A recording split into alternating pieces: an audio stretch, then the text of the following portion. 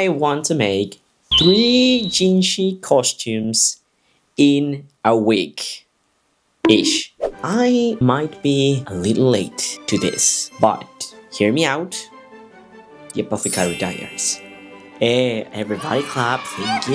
Yes. I know we love it. Everybody loves the show. And if you don't love the show, number 1, what are you doing here? Because the title. And number 2, maybe you don't know it. Maybe you should watch it. Hear me out. Watch the show. Come back. But make sure to come back. Come back. Because my cosplay is going to look very good. It is that time of the year where I kind of convince myself that I have all the time of the world to do whatever the fuck I want because there's so much sun outside and the days feel so long that I'm like, yeah, 3 cosplays in 1 week. I could do that. I could.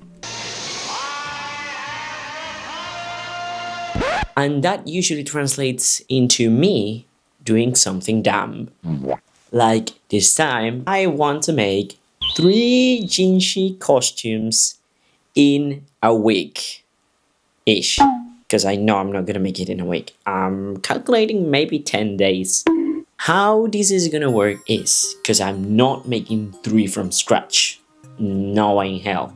I will make from scratch the main Jinshi costume that we all love and respect when he is with the rest of the concubines. I mean, with the concubines. I'm totally not thinking of him as another one, but not me. And then I will just upgrade 2 other costumes that were sent to me. I will talk about that later after I show you how we make this first Jinshi costume. Without further ado, let's go. I believe the author mixed a lot of dynasties and inspirations. Every character or couple of characters are based on different dynasty. Knowing that, what I have gathered is that Jinshi is the main Jinshi costume. It could be heavily inspired by the Song dynasty. I've gathered a few references that I liked and I thought were very similar to how his looks, and also gathered a lot of Jinshi anime whole body images. I wanted to do it as accurate as I could to the screen version, but also putting a little more of, trims and detail into the costume because yes, that's me. I'm a maximalist. I'm sorry. I will try to, not be as much of a maximalist here because the designs really are quite simple. So enough japping from me. Let's get down to business. First thing I did was make some sketches and plan out how I think the patterns should look like. And because I've never done a hanfu before, I went out and tried to make a mock-up of it. Because if not, I will be wasting a lot of very precious fabric. And with the power of just pure eyeballing, I managed to make a decent mock-up. Number 1, I think the color is too tight. It is more accurate to the historical look I'm using as a reference, but I think I really don't want to keep this so high. It does give it like a more Chinese look, I think. Yeah, I might just open the neck a little bit more, make this diagonal like go more outwards at the top. Again, this fabric is far more stiff than the one I will use in the garment, so we are not gonna get mad about the wrinkles and the shapes. The shape is right and it's the shape I want to use. The last thing, because this is the base garment and then there's an outside garment, this one I think I want to make the sleeve like thinner, like not so baggy. Jinshi does have like pretty much both garments with the same size sleeve holes, but I think because of the historical Song dynasty garment, I think I want to take some inches down from the inside garment. Okay, this curve like should go either more inwards or this seam should go up to here. So what I think I'm gonna do is take everything a little bit more out in the outer garment. Like this shape is going to be much more pronounced. That's pretty much all the changes. So I went ahead and made all the corrections I mentioned, and I also went ahead and made the mockup for the outer layer.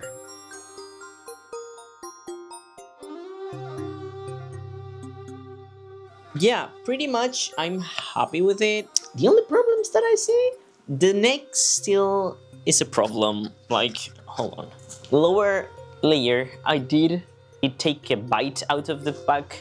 I know I think that's not like accurate for the time period. Right now this is just a like straight piece, so I might have to do a slight curved pattern just so this like it doesn't go as high. I don't want it like just glued to my neck, but I'd appreciate it if there was a little less air between the neck and my neck. So I'm gonna put a few more centimeters in the inner layer because I wanted to kind of touch my feet. The longer one, I wanted actually to go a little bit higher than the inner ones. And now I'm realizing this pattern actually would work so good for Yona of the Dawn cosplay. Like Akatsuki no Yona, I don't know if you know it. I like it. Good morning, everyone. It's day 2 of this Jinshi costume speedrun, kind of, not really a speedrun. What I'm gonna do is I'm going to take note of the final changes I want to make, take this apart and take the measurements for the final garment, and with the corrections noted, I will start, cutting final fabric. This is the main blue fabric, which after doing the mockup, I hope I have enough. I should have enough, but I've been wrong before, so I don't really know. You can tell it's got like plenty of texture. You can see the thread, which is just what I wanted. And then for the outer layer, I didn't want to use anything too heavy because I don't want to die of heat in the middle of a convention wearing this, or in the photo shoots. So I chose something, again, very thin, but it has a little bit more body. I might go double layer if I have enough fabric, which I don't think I have. And it has plenty of textures as well. For the last main fabric, like, I'm not gonna even take it out of the package. This is the third one. This is just going to be the golden trims around all the like outer layer. But because I am still me, I did buy a lot of decorative trimming. I don't know if I will glue it, if I will, sew it by hand. Probably not, because I hate doing that. But yeah, the point is, basic construction, lot of shit on top. So today my goal is to at least have cut all the pieces of the main 2 garments. And if I manage, sew them up. Fingers crossed. Again, I've been wrong before about my time management, so we'll see. First thing I did was correct the curvature of the neck part, and after that I had to take apart the whole construction of the mockup and sew everything but the shoulder seams, because historical garments do not have shoulder seams. And now I could trace the patterns into the final fabric. So, what I want to check now, and why you might have seen that I didn't seam rip one of these seams, and I cut the back panel in half, is because I noticed Hanfu don't really have a seam in the shoulder, and I remember seeing a Hanfu with a back seam in the middle. My theory is that they just pattern back and front in the same piece, and I want to check if I have enough fabric to do that. This is a little tricky, tricky. Yeah. Okay. So I have to relocate the whole fabric because you cannot see here, but yeah, there's not enough length. So yeah, I'm gonna have to just not fold the fabric at all. You gotta do what you gotta do. Once I relocated the fabric in a way that the pattern was fully inside of the fabric, I was able to trace twice the pattern, and I also added the trims for the neck and the sleeves in the same fabric as is the design. And I'm gonna have to take notes and next time buy more fabric than I think I need, because by the end of it I believe I had nothing left of the fabric. I traced the corrected thinner version of the sleeves and the neck part of the garment with its not historically accurate curvature, and then I decided that the neck needed some interfacing because the fabric I chose was very flimsy and the neck needed to stand not right up, but you know, hold its shape. This is my formal apology to any seamstress that might be watching this video for some reason. I am not a professional, I am just bawling, and I'm pretty sure this is not how you should do stuff, but you know, it works. And that's enough for me. I made sure to zigzag every piece because this fabric frays like crazy. I continued by sewing the sleeve pieces together with a straight stitch and some decorative stitch to make sure the seam stayed in place, and continued by pinning the rest of the garment, zigzagging it and then running it through the machine with a straight stitch to put everything together. First I sewed together the two halves of the main garment and then I added the sleeves. There was a lot of fabric to work with.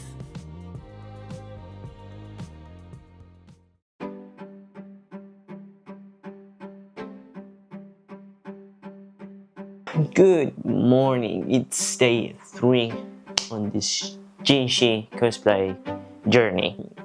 I know what you're gonna say, and I did in fact not cut all the pieces, but I did manage to almost finish the base layer, which might mean a little bit of a delay, but doesn't it look nice? The only thing really left to do on it is the bottom hem and hems on the sides.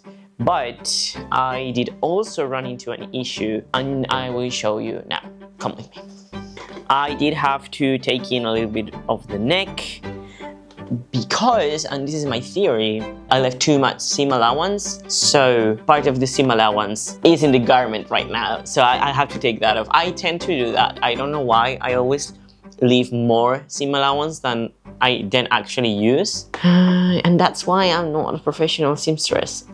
Today I'm going to sew that and try it on, and then hopefully we'll go with the next part of the costume. A professional would have unsewn the garment and sewed it again, but time is precious for me. And I still had to do all the hems, which meant pressing them first with the iron and then running them through the machine with a straight stitch. And so you don't have to suffer me struggling to understand how my microphone works, I'm just gonna voice over this part. Overall, very happy with the length and the shape and the drape of this garment. I felt like I could have maybe made the sleeves a little bit thinner, but honestly, jeans are big, so I was pretty happy with it. Now it was time to start with the next layer of the costume, the outer part. And luckily I had enough of this fabric where I could fold it in half and just cut once for all the pieces. I assumed my very traditional gremlin pose and went ahead to cut every single layer and piece. And if you didn't notice, once again I did add a little extra seam allowance on the sleeves because I don't trust that I gave them enough length, which you will notice that maybe I went a little bit overboard with the length of the sleeves, but you know, that's up for interpretation. I did all the borders with my golden fabric that frays like the devil. Luckily all parts were just rectangles, very long rectangles, and after a quick press with the iron they were ready to be sewn into the garment and sleeves. Now for, in my opinion, the most important part, the trims. And my idea is to mix them. Like, I don't want to just put one trim and that's it.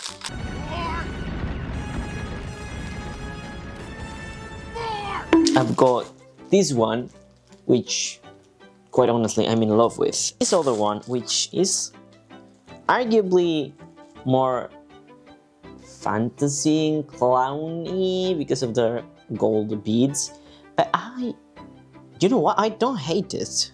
I actually like it a lot. The rest of the costume is so plain. This might actually work. I'm sure everybody and their mothers has seen this stream. So what I could do is just put this on top. I think it's maybe too much of the same decoration, maybe.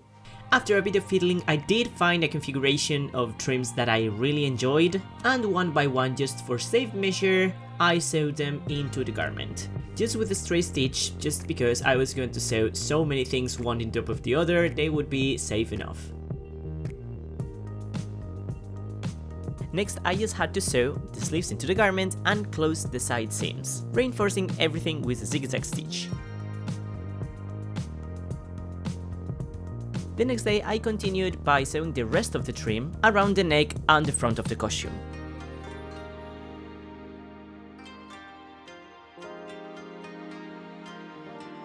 And on top of that, I repeat the same configuration of trims that the sleeves had.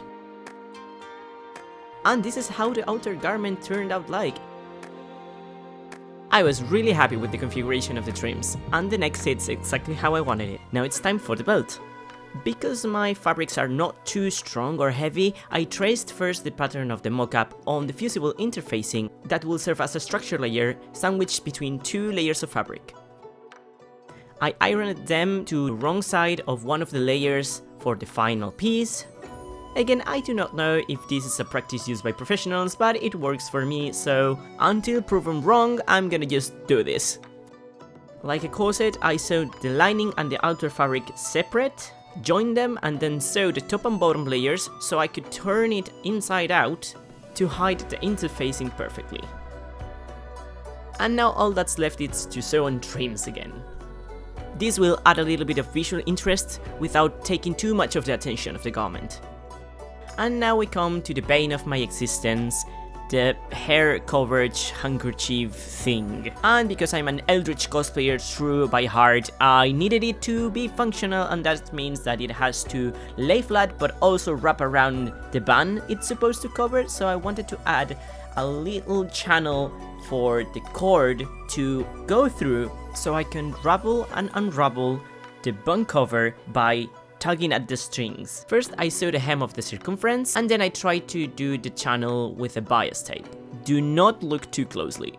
And that led me to having to jam a cord through a completely curved channel just with the help of one stick, and sweat, and some curse words. I wouldn't recommend it to my worst enemies. I taped up a little bit of the tip of the strings, just so I can jam them through my beads that would serve as decorations. Luckily, the beads I was using were just thick enough to pass through the threads but not fall down from their weight. But just to be extra safe, I did make a knot at the end of the strings, which I hid with the last of the beads. And now on to making the last part of the costume, the thinner belt. This piece is as easy as they come in cosplay. It is just a very long rectangle that you have to sew with just one seam, turn it right side out. I know it looks weird, but the PVC pipe saves my life every time, trust me. Iron it flat in a way that the seam is not in one of the sides but in the center of one of the planes. Sew closed the ends, burn any loose threads there might be just in case, you know, just to make it look neater. And I was done. And now that the main costume is done, I have to work in the other two. Aha! But I'm actually cheating this one because I was sponsored 2 Jinshi costumes from a shop. I mean, if you buy costumes, you can do whatever you want. You can just, you know, put them on and that's it. But I like to, as much as I can, without, you know, breaking bank, customize or personalize them a little bit. Could be to fit me better or just because they tend to be a little bland. So I like to spice them up a little bit. So that's what I'm gonna do now. And again, thank you so much to 𝗘𝐃𝐄𝐒 for, you know, giving these 2 costumes for free to me. Thank you very much. I'm really grateful. I am always excited to have the opportunity to, you know, work with brands. It's very cool. So yeah, let's get into it. Like, hell, yes, let's go. Now let's see how the store-bought cosplays look out of the bag. We have the inner part. I have this big boy. Very, very big boy.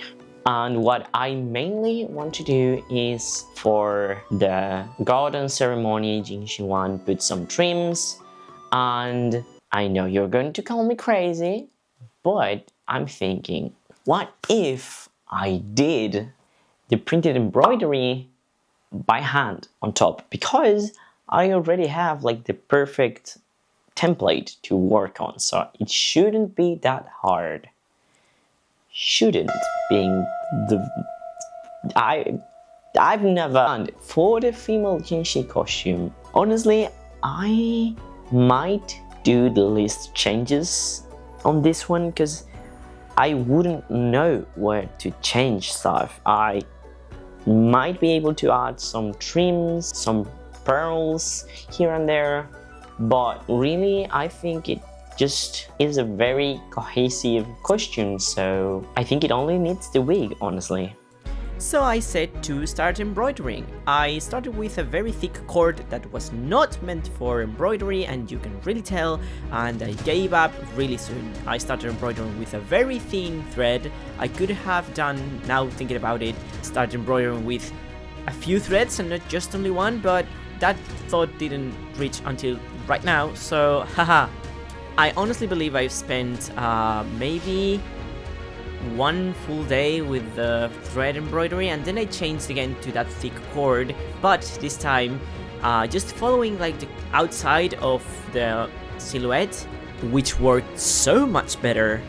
And I did a bunch more changes that you won't be seeing because somehow I lost all the footage, but you will see it on the reveal. For the female dress, I decided to just sew two different trims, one with those like silver danglies and the other in a blue tone, matching my other Jinshi costumes. And then for the sleeves, I decided I wanted something more flowy, more spirit-like, just to match the concept better and give the costume a little bit of texture and movement.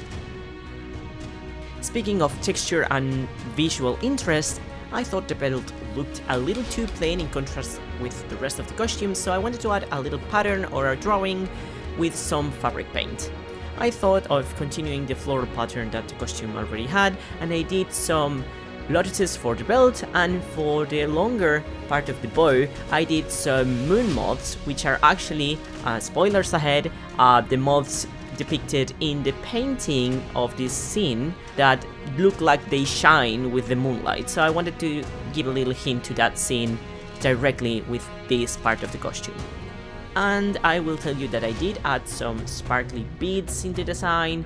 You won't be seeing it though because I lost the footage, but in the reveal you will see that there's some sparkly beads, and with that I finished modifying this costume.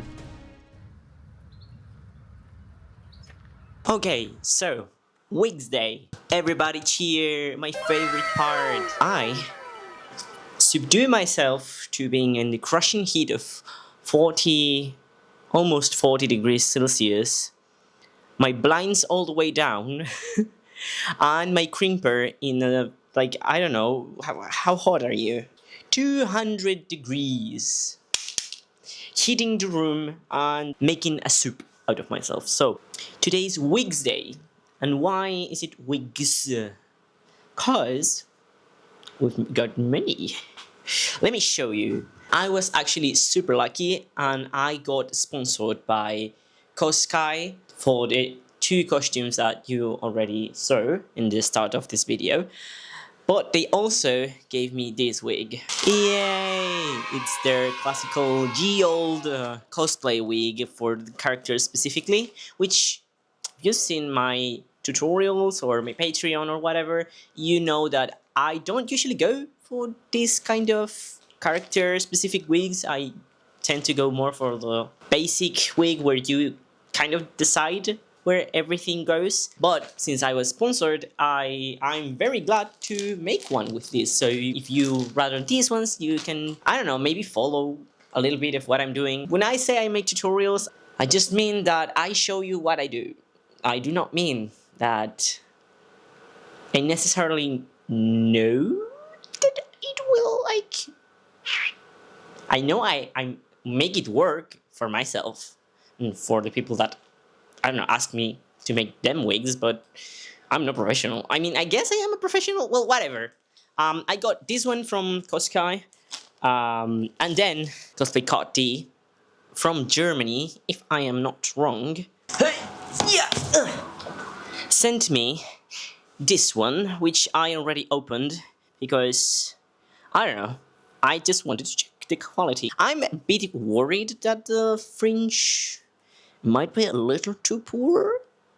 I am not too worried about that. Let's start with the wig styling.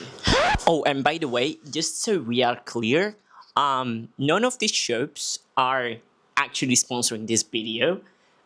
They just gave me this for free and I am promoting them for them. Like, they are not paying me to make this video at all. So I just wanted to let you know, just in case we had some kind of confusion. First thing I always do is to brush my wigs, and more so when they are pre-styled, quote unquote. In my opinion, every project starts with a blank canvas, and that's what I'm trying to do by brushing and steaming flat the wigs. This especially helps if you're going to crimp your wigs, so you don't have to be fighting the direction of the hair continuously. And because I'm doing 2 wigs, I'm going to be doing everything twice. So now, I'm prepared a structure that will help the band stay in place. For smaller structures, I just use a PVC pipe, cutting some slits into it so I can open up with heat the base to a next shape. But first I have to make the base thinner by cutting a chunk out of it so I can slide right into the other part. You could have 2 different diameter of PVC pipe, but I don't, so I'm doing this. Once cut, I heat the PVC pipe and I just ram it into the other tube, and this way it cools down in the diameter that I need it to be. And just as a little extra safety measure, I will add a magnet in the end of it that will pop in place with the magnet in the other PVC pipe later. I've seen other cosplayers just hot glue their magnets in place, but I do not trust that at all, so I'm adding a little thin fabric. And to put my contraption in place, I will just use more hot glue because that seems to work just fine.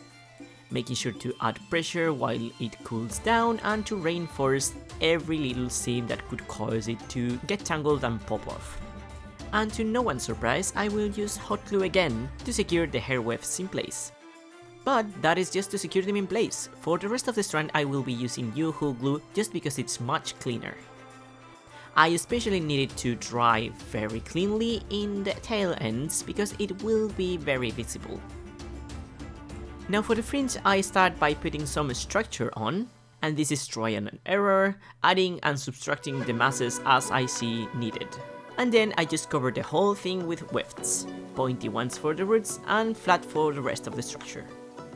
I think the strands I had to end up working with were a little too short for my liking, but I ended up styling them in a way that was flattering. And next is to work in the scariest part of this project, the hairdos. First I do the structures for both, the bunny ears with wire and tape and the other with EVA foam. And since the normal Jinshi band is easier, I just glue all the layers together and go to cover it with hair. I make sure that the hair overlaps in a flattering way so you can see any of the ends of the hair.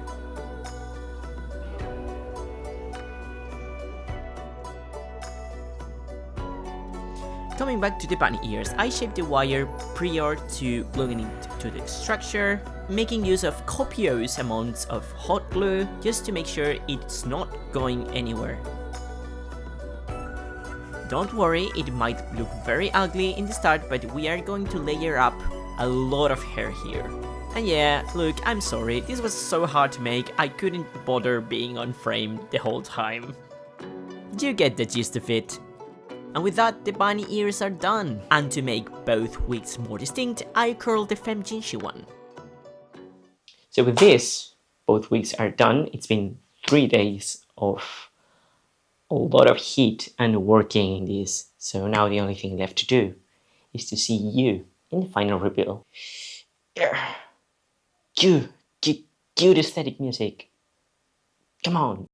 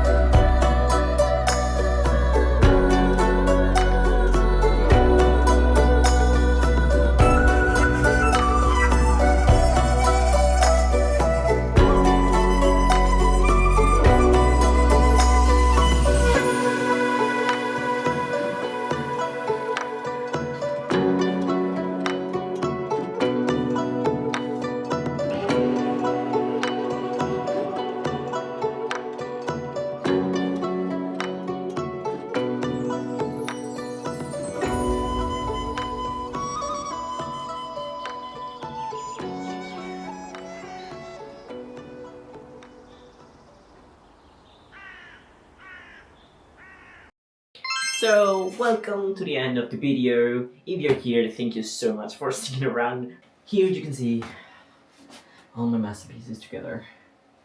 It's been a long while, honestly.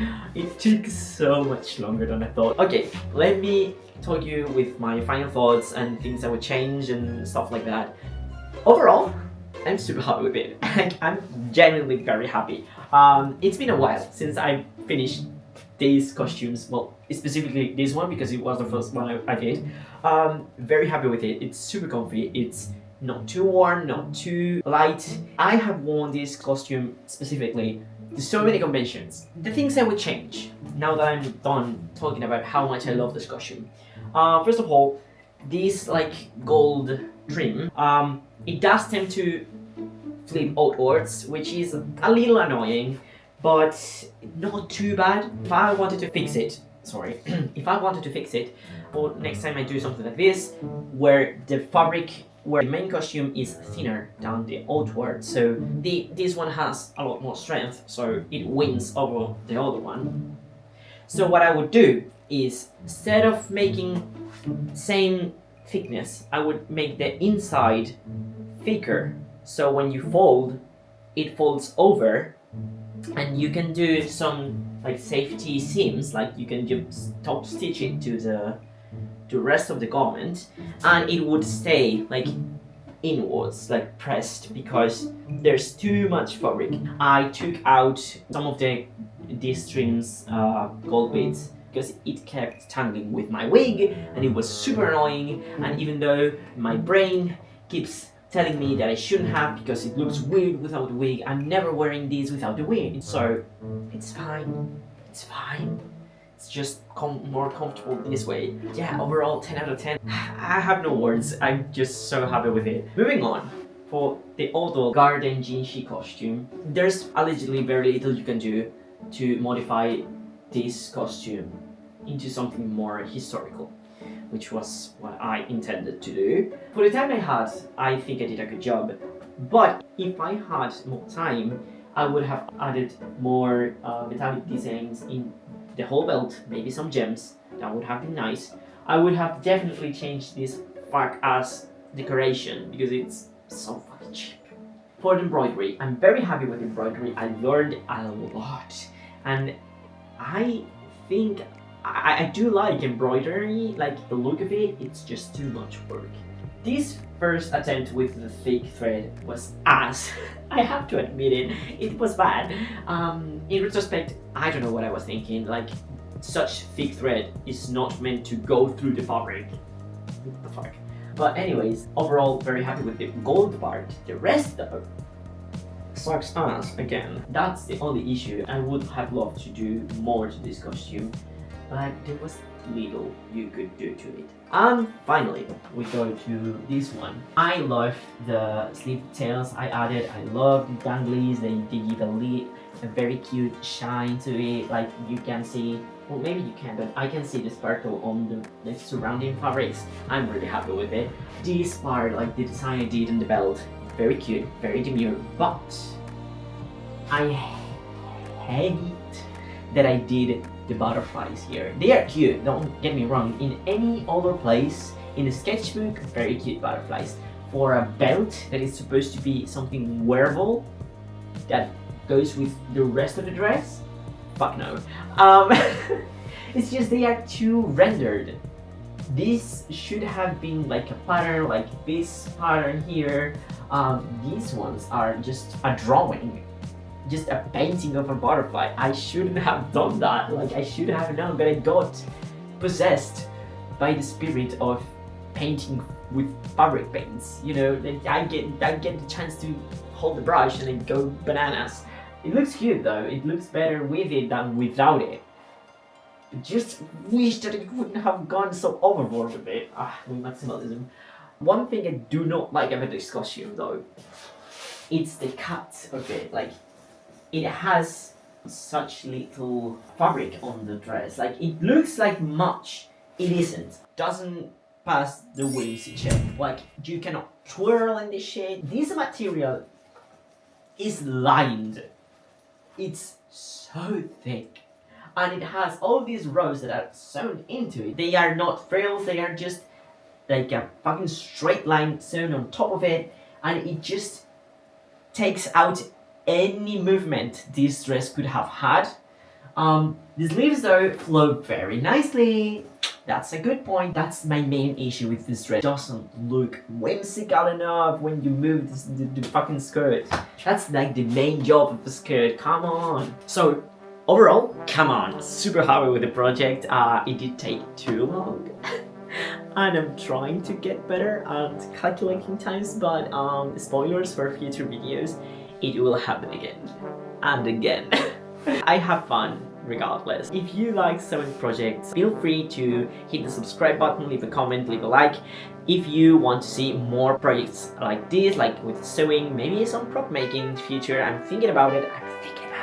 I have from last year an elven medieval prince fancy thing I did that you can go watch right now if you want to stick around. My name is Tora, I'm a cosplayer. I do cosplay, fancy garments, makeup, photography. Basically, I just create stuff and try to have the most fun possible without, you know, going bald from the stress of it. Feel free to support me also on Patreon to get access to the extended versions of the YouTube videos that the algorithm doesn't like, and more in-depth looks into how I made my cosplay wigs for these videos, rest of my cosplays, and also the commissions that I get.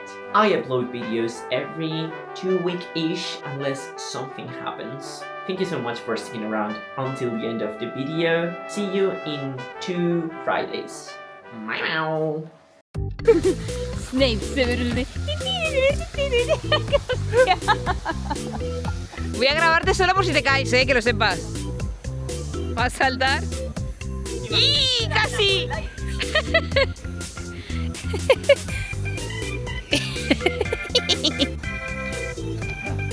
Venga, pequeña, un balón. Se le agarró el cuello.